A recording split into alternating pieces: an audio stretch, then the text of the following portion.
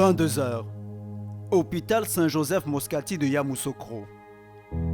Aux urgences, une patiente vient tout juste d'arriver dans un état critique. Anne, 30 ans, semble paralysée et n'arrive plus à bouger. Pour l'équipe de soignants de garde cette nuit-là, c'est le début d'une course contre la montre. Pour sauver cette vie, il faut agir vite. À peine installée en salle d'urgence, la patiente gémit de douleur. Il faut une prise en charge rapide. À la hâte, les infirmières doivent s'activer pour stabiliser son état de santé, car les premières minutes sont déjà déterminantes. Au même moment, le médecin Dr Yapi va interroger l'époux d'Anne pour pouvoir établir un premier diagnostic. Qui était avec elle quand elle a ça Celle qui était avec la bon, elle a quoi? Elle a quoi? Bon, c'est un mot de tête. Maux de tête. Mais hier, vous étiez où? Hier, non, c'est aujourd'hui qu'elle est partie. C'est aujourd'hui qu'elle est partie. Sans hier, ça n'allait pas me laisser à la maison. Voilà. Avant-hier, ça n'allait pas te me Parce que laisser à la maison. hier soir, elle m'a appelé. Le matin, elle a dit qu'elle n'est pas terminée. Maintenant, vous voulez passer dans un hôpital. Mais qu'est-ce qui ne va pas? Vous êtes venu à l'hôpital. Ismaël a du mal à bien renseigner le médecin, car c'est en son absence que la santé de son épouse s'est davantage dégradée. Donc, quand elle s'est levée avant-hier pour balayer, donc elle ne se sentait pas bien. Mais ce matin, maintenant qu'elle a commencé à frissonner de froid, voilà. Donc on l'a amenée le matin. Voilà. L'après-midi, on m'a appelé que ça ne va pas. C'est inquiétant dans la mesure où elle ne peut pas se tenir sur les deux pieds. Son nom c'est quoi? Traoré, Anna. Oui. Vous êtes parti à l'accueil. À l'accueil. Vous êtes parti à Vous n'avez l'accueil. pas compris la consultation. Elle est incarnée. Vous avez un canet? Oui. Vous venez le calmer. Ismaël doit laisser sa femme pour un court moment, le temps de finaliser les formalités d'admission à l'hôpital. Pendant ce temps, le docteur Yapi va effectuer un diagnostic plus approfondi. Et comme souvent dans ces cas-là, pour mettre sa patiente en confiance, le médecin entame une discussion. Ah, Anna, c'est bon maintenant? Depuis à quand? Tu fais quel travail? Je vends. Pardon? Je vends Tu vends quoi? les chaussures. Chaussures. Moi, j'ai chaussures, c'est tapé bien tes chaussures. Tu as pointu 45 de chaussures. Vous allez m'excuser, mais je suis chez les amis. La suite se déroulera loin des regards. Durant une quinzaine de minutes, le jeu de questions-réponses va se poursuivre. C'est pendant cette consultation minutieuse que le médecin va se faire une idée sur l'urgence à traiter. Finalement, le docteur Yapi est rassuré, plus de peur que de mal.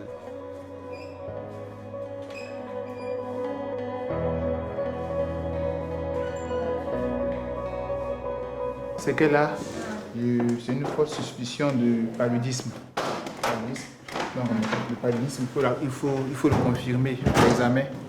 Donc, on attend les résultats de l'examen et on va voir si c'est palud. Mais en attendant, on lui a donné un antalgique un antipyrétique pour faire baisser la température et puis un antalgique pour calmer la douleur. Nous sommes toujours alertés quand il y a un cas, une urgence qui arrive, soit par une ambulance ou même par un taxi. Voilà. On est là, on est dans nos bureaux et puis on est appelé par soit les brancardiers ou même le vigile.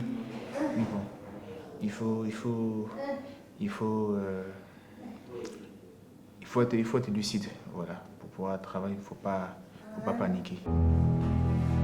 Le pronostic vital de Anne n'est pas engagé.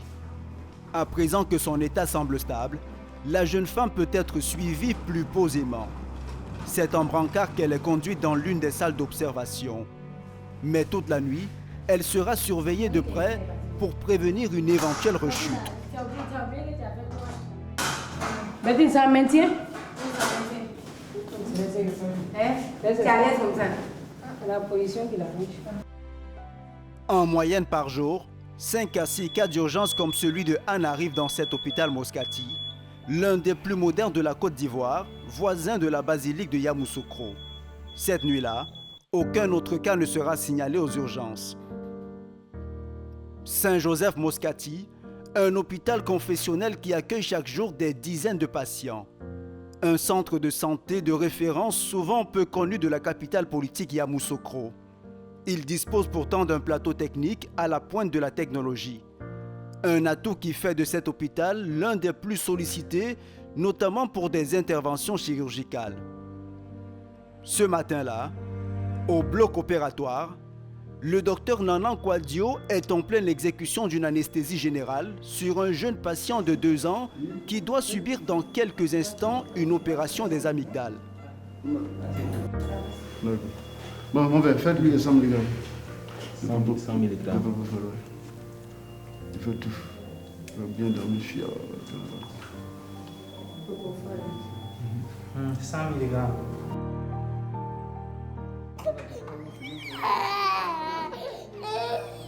Encore conscient pendant cette phase d'anesthésie, le petit garçon est effrayé, ce qui complique la tâche du docteur Kouadio et son équipe qui doivent impérativement s'assurer que l'enfant reste bien endormi durant toute l'opération. Mon travail consiste à supprimer la conscience et supprimer la douleur pour permettre aux chirurgiens de travailler dans les conditions idéales. Oh, les enfants sont plus délicats, oui. Ils sont plus délicats, donc c'est un peu plus compliqué que chez les adultes. Les organes ne sont pas totalement formés, les espaces sont réduits, et donc on travaille dans de petits pertus et ce n'est pas toujours agréable. Vous l'avez entendu pleurer, il est effrayé par l'ambiance du bloc. Et donc le calme qu'on a avec les adultes, on ne l'a pas avec les enfants.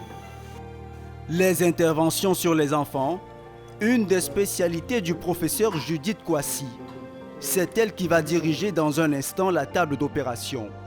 La chirurgienne a l'expérience de ce type d'opération, même si ce n'est jamais une routine.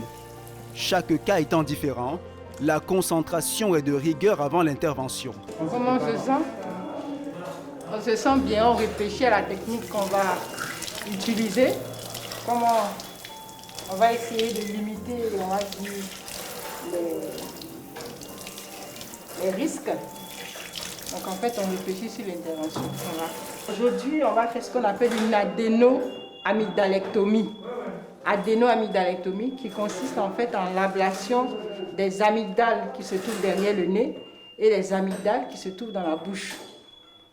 Alors les amygdales, ce sont des organes de défense qui sont là pour défendre notre organisme lorsqu'il y a des germes pathogènes qui pénètrent dans l'organisme. Donc en fait, c'est pour libérer ces voies respiratoires qu'on est là aujourd'hui. Pas parce qu'il a eu des infections, mais parce que pour lui, c'est une urgence. Intervenir dans l'urgence, un rythme quasi quotidien pour ce commando de guerriers en blouse verte. Une fois à l'intérieur du bloc opératoire, le professeur Kouassi enfile sa blouse bleue, le signal pour le début imminent de l'intervention. Une blouse qui permet aussi d'empêcher le contact direct entre les vêtements souillés et le corps du patient. À partir de cet instant, le moindre détail est pris très au sérieux. Tout doit être stérile pour ne pas apporter des germes dans l'organisme de cet enfant. Donc on doit être stérile, de la tête aux pieds. L'intervention de ce matin est censée durer 1 heure. 60 minutes pendant lesquelles la concentration va être maximale. Comme plongés dans une autre dimension, les médecins ne quittent pas des yeux le patient et les indicateurs de leur plateau technique, car malgré la quiétude apparente, l'atmosphère est chargée d'incertitude.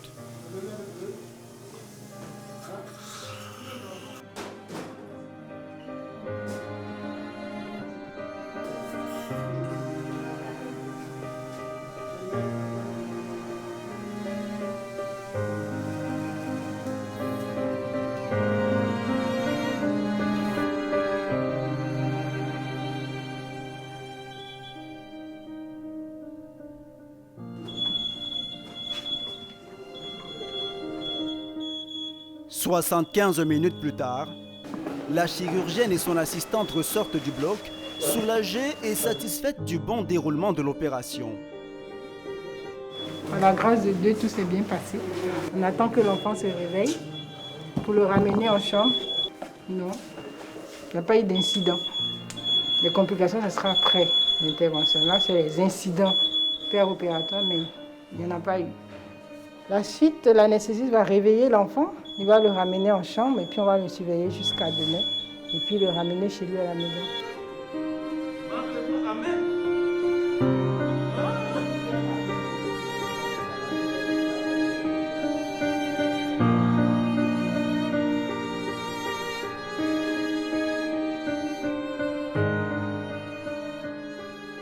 Ce matin-là, alors que l'hôpital se réveille encore, nous retrouvons dans le service des urgences le docteur Arsène Yapi qui termine sa garde de nuit et va être remplacé par un de ses collègues qui prend la relève. Bonjour madame. Vous allez bien? Comme à l'accoutumée, les deux médecins urgentistes se font un point rapide des cas arrivés la veille, comme celui d'Anne qui semble beaucoup mieux se porter aujourd'hui. Elle va bien se reposer. Là en décembre, elle va bien travailler. Ok, ça va? Faut te reposer. Les médicaments qu'a procuré le médecin à Anne ont permis de la remettre sur pied. Dans quelques heures, elle pourra rentrer chez elle. Bon, elle s'est bien reposée. Il n'y a pas eu de soucis majeurs. Voilà, pratiquement, en fait, il lui fallait du repos. Voilà, elle s'est reposée. Ce matin, même, on l'a vu, elle dit que ça va. Donc ça va, elle n'a plus mal. C'est juste qu'elle a des légères céphalées. Et puis, une température qui était un peu élevée ce matin. Un nouveau cas résolu.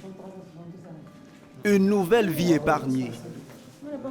Chronique d'une journée ordinaire à Saint-Joseph-Moscati, un hôpital sur le qui-vive où l'équipe de ses urgentistes et ses chirurgiens de l'espoir attend les prochains cas, prêts à faire face aux situations les plus simples comme les plus désespérées.